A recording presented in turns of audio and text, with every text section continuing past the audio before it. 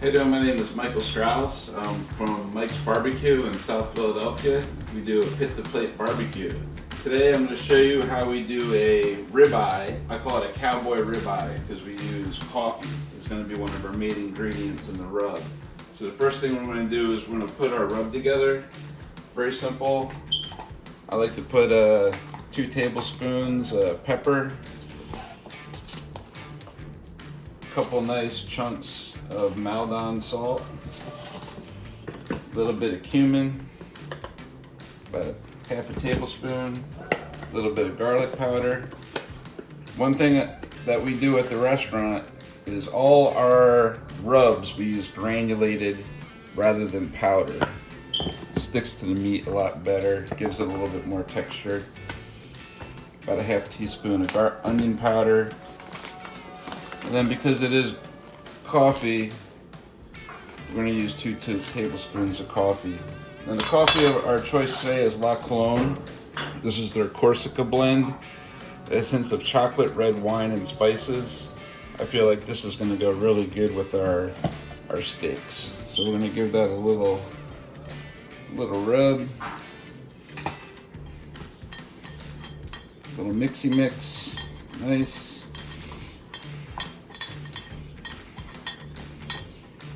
I think it needs a little more salt. The difference pretty much between restaurant cooking and your home cooking is going to be that salt. So right here we have a couple beautiful ribeyes. They came from a local farm out here in Pennsylvania. Very important that you get them as dry as possible. I don't want any moisture on these steaks at all. I'm going to move them over to my cutting board.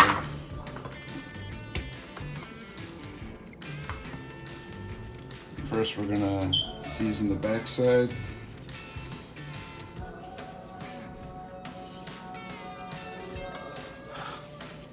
And I think it's important just to give a little push in.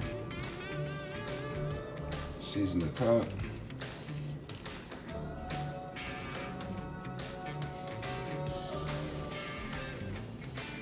Alright, so now we got our steak seasoned. I prefer to cook in a cast iron pan, especially when I'm cooking at home.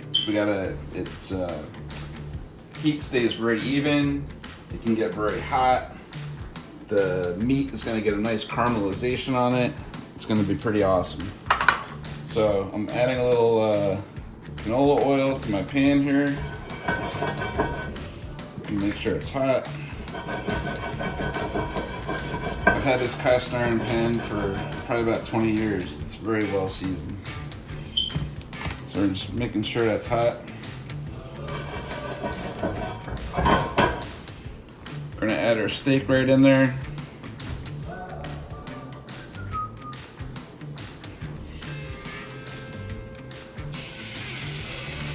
Beautiful sizzle.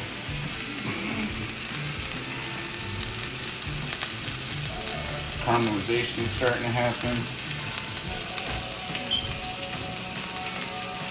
So in a few minutes we're going to add, we have some beautiful Amish butter that actually came from the same farm as the steak. It's a Green Meadow Farm in Gap, Pennsylvania. We're a big fan.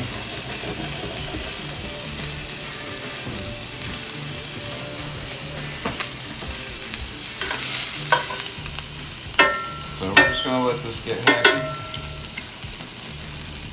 I'm going to start adding a little bit of butter.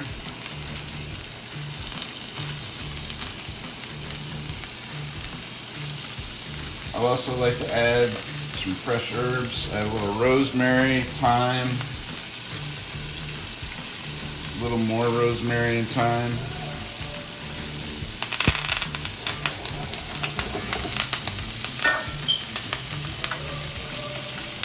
While that's cooking, when the butter starts to melt, I'm going to start basting some of this butter on top of this steak. Keep it moist. No one wants to eat a dried out steak.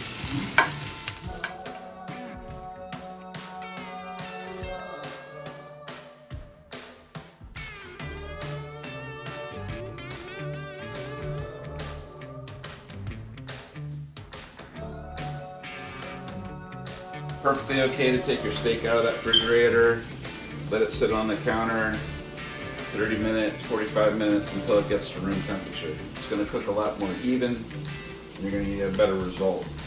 So everyone's going to want their steak a little differently done. I like mine mid-rare.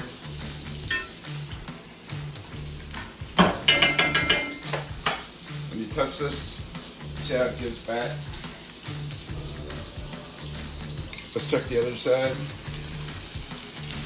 Almost there. Don't want to overcook it. In fact, I'm going to turn it off now. And the most important thing, let this rest. Let it rest for a good 5 minutes before you start to cut it. Just going to give it a little more butter based. Some of the herbs. Alright guys, so this steak has rested for about 5 minutes. We're going to go ahead and cut it. Smell the coffee. That's beautiful right there. I'm going to try it.